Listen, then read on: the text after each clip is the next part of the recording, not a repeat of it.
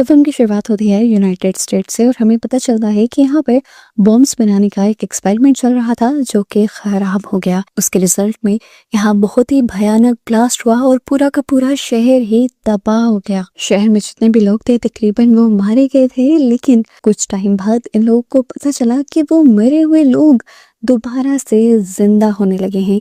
उनका दिमाग तो मर चुका है लेकिन फिर भी वो जिंदा है, वो अनडेड कहलाए जा रहे हैं। यानी वहाँ के लोग ज़ॉम्बी बनने लगे थे और इस खबर को लेकर हर जगह अफरा तफरी फैल गई थी। इसलिए गवर्नमेंट अब यहाँ पर एक टीम बनाती है बहुत सारे डॉक्टर्स की और उन्हें वॉलंटियर करने के लिए भेजती है उसी जगह पर जहाँ पर वो ब्लास्ट हुआ था, ताकि वो वहाँ पर बच्चे कुछ इंसानों का इलाज भी कर सकें और उन लोगों पर रिसर्च भी कर सकें जो मरकर दोबारा जिंदा हुए हैं, यानी ज़ॉम्बी बने हैं। इन्हीं सारे रिसर्चर्स की टीम में हम ईवा को भी देखते हैं जिसने खुद मिलिट्री को अपना आप वॉलंटियर किया था। और वजह हमें ये पता चलती है कि ईवा के हस्बैंड एक मिलिट्री ऑफिसर थे जो कि उसी ब्लास्ट में लापता हो गए थे और ईवा उन्हें ढूंढना चाहती थी। फाइनली ये सारे डॉक्टर्स फ्लाइट के जरिए उस जगह पर पहुंच जाते हैं जहां सबसे पहले मिलिट्री वाले इन्हें इनका काम समझाते हैं। इन्हें यहाँ पर सभी डेड बॉडीज को चेक करना था और अगर कोई भी डेड बॉडी इन्हें हिलती हुई महसूस हो उसके बारे में इन्हें आर्मी वालों को बताना था। इन सारे डॉक्टर्स को पूरे शहर में घूमने की इजाजत थी सिवाय एक होटल के जो कि शहर से काफी दूर था, और रीजन क्या थी इन्हें नहीं पता था। कुछ ही देर में ये लोग अपना काम शुरू कर देते हैं और पूरे शहर में फैल जाते हैं।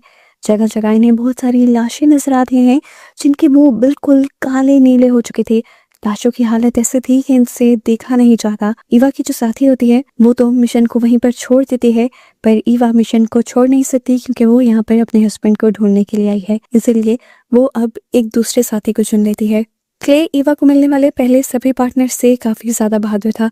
उसे इन लाशों को देखकर बिल्कुल भी बुरा नहीं लग रहा था और ईवा जब उससे इन सब के पीछे रीजन पूछती है तो वो कहता है कि ये हमारा काम है, अगर हम इन्हीं से डरने लगेंगे तो हमारा काम नहीं होगा। एक एक करके ये सारे घरों में जाते रहते हैं और उस घर में जिंदा लाशों को वेरीफाई करते रहते हैं। काफी दिन गुजर गए थे और लगभग इन्होंने पूरा शहर छान मारा था, पर ईवा को अपने हस्बैंड की कोई खबर नहीं मिली थी। अब वो यहाँ का मैप खोलती है और उसे पता चलता है कि साउथ वाले एरिया को इन्होंने अभी तक चेक नहीं किया और हो ना हो अब उसे उसके हस्बैंड साउथ वाले एरिया में ही मिलेंगे। पर साउथ एरिया तो अच्छी तरह बंद था क्योंकि वहां पर उस होटल को सील किया गया था।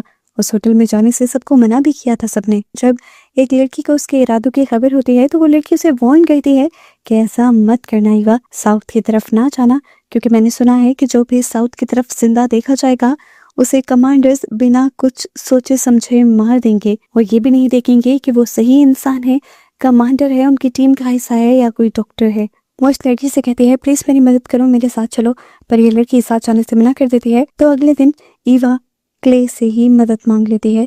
क्ले समझ गया था कि अगर अब वो ईवा के साथ ना गया तो ईवा अकेले ही वहां जाने का फैसला भी कर सकती है और अपने साथ कुछ बुरा भी कर सकती है। वो ईवा से कहता है हम वहाँ चलेंगे लेकिन प्लान बनाकर, बिना प्लान के यहाँ से नहीं जाएंगे। एक तो हमें सबकी नजरों से छुप कर जाना होगा और दूसरा हमें वहां तक जाने के लिए किसी न किसी व्हीकल की जरूरत होगी। ईवा मान जाती है और रात को ये लोग छुप कर एक गैराज में आ जाते हैं जहाँ पर ये लोग एक बाइक ढूंढ रहे थे। तभी ईवा को वहाँ कुछ खटकने की आवाज आती है। क्ले को लगा कि यहाँ पर कोई चूहा वगैरह होगा, लेकिन ईवा यहाँ की कबर्ड खोल लेती है।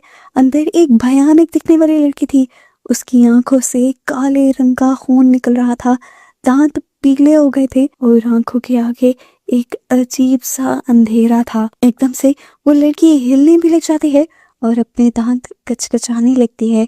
ईवा को देर नहीं लगी थी ये समझने में कि वो लड़की एक ज़ॉम्बी बन चुकी है। इससे पहले कि वो लड़की कुछ भी कर पाती, ईवा और क्ले यहाँ से निकलकर भाग जाती हैं। फाइनली इस ज़ॉम्बी से बचने के बाद इनका सफर शुरू हो जाता है। आगे देखते हैं कि बहुत सख्त पहरा था, आगे ये लोग इस टाइम नहीं जा सकते थे। इसलिए क्ले उससे कहता है कि अब हमें किसी घर में स्टे कर लेना चाहिए और रात में जब ये सिक्योरिटी यहाँ पर थोड़ी कम होगी तब हम यहाँ से साउथ के अंदर चले जाएंगे। ईवा उसकी बात मान जाती है और ये लोग एक घर के अंदर आ जाते हैं। और अब ईवा क्ले से सवाल करती है कि आखिर तुम मेरी मदद को किस लिए माने। इससे पहले कि क्ले कोई जवाब देता, यहाँ पर अजीबोगरीब सा शोर इन्हें महसूस होता है।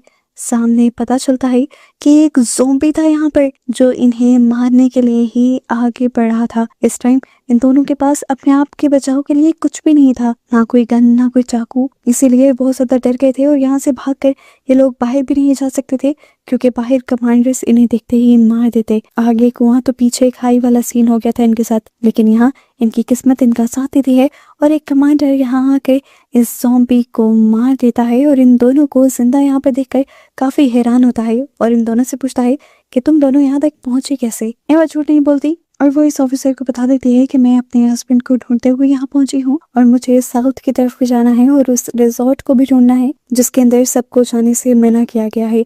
वही जगह मेरी आखिरी उम्मीद है कि वहां पर मुझे मेरे हस्बैंड मिल सकते हैं। रायली को यानी इस ऑफिसर को इन दोनों की बातों पर यकीन नहीं होता और वो इनसे कहता है कि मैं आप दोनों से अकेले अकेले बात करना चाहता हूँ। वो ईवा को एक रूम में बंद कर देता है और क्ले को लेकर कहीं और चला जाता है और घंटों गुजर जाने के बावजूद ईवा के पास ना तो क्ले लौट कर आता है और ना ही वो ऑफिसर। और अब ईवा को समझ आ जाता है कि उस ऑफिसर ने भी इन दोनों को धोखा दिया था। फिर कुछ देर और गुजरने के बाद रायली यहाँ पर आता है और ईवा से झूठ बोलते हुए कहता है कि उसने क्ले को अपने साथियों के साथ यहाँ से भेज दिया है क्योंकि उसकी तबीयत खराब होने लगी थी। ईवा जानती थी कि रायली झूठ बोल रहा है, लेकिन इस टाइम वो कुछ भी रिएक्ट नहीं कर सकती थी। अब रायली ईवा से कहता है, मैंने तुम दोनों की बातें सुनी और मुझे तुम पर यकीन भी है कि तुम उस होटल में ही जाना चाह रही हो। मैं तुम्हें उस होटल तक ले जाऊंगा, लेकिन मेरी भी एक शर्त है। रास्ते में मैं तुमसे जो जो कुछ करने को कहूंगा तुम वही करोगी। ना करने का तो ऑप्शन था ही ईवा के पास, इसलिए ईवा रायली के साथ उसकी जीप में बैठ जाती है। थोड़ा ही सफर तय करने पर यहाँ रात हो जाती है और अब रायली ईवा से कहता है कि हमें रात में अपने घर रुकना चाहिए और सुबह को अपना सफर कंटिन्यू करना चाहिए। ये ना हो कि रात में बहुत सारे ज़ॉम्बीज़ हमारे पीछे पड़ जाएं और हम जिंदा बचकर उस होटल तक भी ना पहुंच पाए। ईवा रायली की ये भी बात मान लेती है और रायली उसे लेकर अपने घर आ जाता है और बताता है कि यहाँ के ब्लास्ट से पहले भी मैं अपनी वाइफ के साथ यहीं पर रहा करता था। मेरी वाइफ कीटी, जिसे मैं बहुत ज्यादा प्यार करता था, वो इस ब्लास्ट के असर में आ गई और उसकी वजह से वो अब एक ज़ॉम्बी बन चुकी है। उसकी वाइफ माँ भी बनने वाली थी। यहाँ रायली की बातों से पता चलता है कि वो अपनी वाइफ के ज़ॉम्बी बनने के सदमे में पागल हो चुका है। उसे अपनी फैमिली बनाने का जुनून सवार हो गया है और वो किसी से शादी करना चाहता है। ईवा को ये सारी बातें समझने में देर नहीं लगी थी कि रायली उसे ट्रैप करके यहाँ लाया है और उससे शादी करना चाहता है, वो भी जबरदस्ती। अब रायली जब उसके साथ जबरदस्ती करने लगता है तो ईवा ना बोलकर गुस्सा कर वहां से बाहर निकल आती है और भागते हुए जब गैराज में पहुंचती है तो देखती है कि रायली ने पहले से ही पूरी तैयारी करके रखी हुई थी। वो यहाँ से भागकर नहीं जा सकते क्योंकि पहले से ही रायली ने यहाँ पर 4 ज़ॉम्बी बांध के रखे हुए हैं जो ईवा के यहाँ से भागने से पहले ही ईवा को मार देंगे। यहाँ रायली भी ईवा को ढूंढते ढूंढते वहीं पहुंच जाता है और मजबूरन ईवा को रायली के सामने आना पड़ता है और इस टाइम ईवा मान जाती है कि वो रायली से शादी करने के लिए तैयार है। रायली इस टाइम बहुत ज्यादा खुश हो जाता है। इस टाइम ईवा के पीछे 4 ज़ॉम्बीज़ थे। रायली जैसे उन्हें कंट्रोल कर सकता था वो उन्हें ईवा से पीछे कर देता है और ईवा को बचाकर जब यहाँ से बाहर निकलता है तो मौका मिलते ही ईवा उसी की गन से उसी को मार डालती है और यहाँ से बाहर निकल आती है। बाहर रायली की जीप थी जिसे लेकर वो यहाँ से भाग सकती थी, लेकिन जीप के आगे उसने देखा कि केटी थी, रायली की वाइफ ज़ॉम्बी, जो इस टाइम गुस्से से उसे देख रही थी, लेकिन उसने ईवा को कुछ किया नहीं और ईवा को यहाँ से भागने का मौका मिल गया। काफी सारा रास्ता तय करने के बाद उसकी कार खराब हो जाती है और वो एक कुल्हाड़ा लिए आगे बढ़ने लगती है, जहाँ रास्ते में उसका सामना एक आदमी से भी होता है जो कि ज़ॉम्बी बना हुआ था और इस टाइम भूखा था। वो ईवा के ऊपर हमला करने ही वाला था, पर पहले ही ईवा ने कुल्हाड़ी से उसके ऊपर हमला कर उसे मार डाला। काफी देर चलने के बाद वो बिल्कुल थक चुकी थी और अब उसे एक बस नजर आती है जो कि खाली थी और वो इसी बस के अंदर आराम करने का फैसला करती है। काफी देर आराम करने के बाद उसे बस के बाहर कुछ हलचल सुनाई देती है। बस से बाहर निकलकर जब उसने देखा तो वहां पर एक ज़ॉम्बी था, लेकिन ये ज़ॉम्बी बाकी ज़ॉम्बीज़ जैसा नहीं था। ये ज़ॉम्बी अपने होशो हवास में लग रहा था। इस टाइम वो एक कब्र खोद रहा था और इस टाइम उस ज़ॉम्बी के पास उसकी लाश भी पड़ी हुई थी, जिस लाश का चेहरा उससे काफी हद तक मिल रहा था। ईवा समझ गई कि जरूर उसका बेटा है और वो अपने बेटे को दफनाना चाहता है। ईवा उसकी मदद करने लगती है और उसे रियलाइज होता है कि बेशक ये इंसान ज़ॉम्बी तो बन चुका है, लेकिन कहीं ना कहीं इसके अंदर की इंसानियत बाकी है और इसके दिमाग में इसका कंट्रोल भी है। ये रियलाइज करते हुए ईवा के अंदर एक और उम्मीद जाग जाती है कि अगर उसका हस्बैंड ऐसा ज़ॉम्बी बना हुआ तब भी वो अपने हस्बैंड के साथ रह सकती है। इस नई हिम्मत के साथ वो दोबारा अपना सफ़र शुरू करती है और फाइनली वो उस होटल तक पहुंच भी जाती है जो उसकी मंजिल था। यहाँ इस होटल के अंदर उसे बहुत सारे ज़ॉम्बीज़ का सामना हो जाता है, जिनसे वो बच जाती है क्योंकि उनके सामने बुलेट प्रूफ ग्लास था और वो ईवा तक नहीं पहुंच पा रहे थे। अब ईवा को एक दरवाजे के पीछे से आहट हुई और यहाँ पर ईवा का सांस रुकने लगा, लेकिन ट्विस्ट रिवील हुआ, यहाँ पर कोई ज़ॉम्बी नहीं था बल्कि क्ले था। हाँ, क्ले, जिसे लग रहा था कि राइली ने मार दिया, मगर वो जिंदा था और यहाँ था। ईवा उसे देखकर बहुत ज्यादा खुश हो जाती है और उसके गले लग जाती है।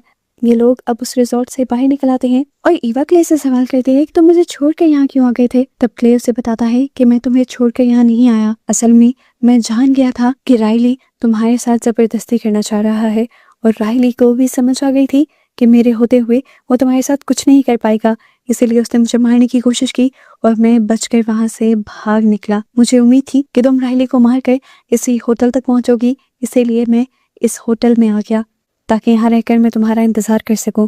और देखो, मेरी सोच के बिल्कुल मुताबिक तुम आज यहाँ मेरे साथ हो। क्ले की कहानी सुनकर अब ईवा फूट फूट कर रोने लग जाती है और रोते रोते क्ले को बताती है कि उसने ये पूरा शहर छान मारा पर उसे अपने हस्बैंड का कहीं कोई सुराग नहीं मिला, यानी वो मारा जा चुका है। वो उसकी मौत को अब एक्सेप्ट कर चुकी थी और फूट फूट कर रो रही थी। ये लोग अब यहाँ से वापस जाने का सफर शुरू कर लेते हैं और रास्ते में इन्हें मिल जाती है केटी, यानी राइली की वो वाइफ जो कि ज़ॉम्बी बन चुकी थी और प्रेग्नेंट भी थी। वो बार बार ईवा के सामने आती थी पर ईवा को मारती नहीं थी क्योंकि वो ईवा को कुछ कहना चाहती थी, कुछ समझाना चाहती थी। वो उन ज़ॉम्बीज़ में से थी जो ज़ॉम्बी बनकर भी कहीं ना कहीं इंसान थे और उनका माइंड काम कर रहा था। असल में वो चाहती थी कि ईवा उसके बच्चे को पाले। इस टाइम वो अपने बच्चे को जन्म दे चुकी थी और उसे वो ईवा को थमा देती है। हमें बच्चा तो नहीं दिखा जाता, लेकिन यहाँ पर इस मूवी का एंड हो जाता है इसी सस्पेंस के साथ कि आखिर वो बच्चा एक पूरा इंसान है या ज़ॉम्बी और वो बड़ा होकर क्या बनेगा। इन्हीं सारे सवालों के साथ ये कहानी यहाँ पर ख़त्म हो जाती है।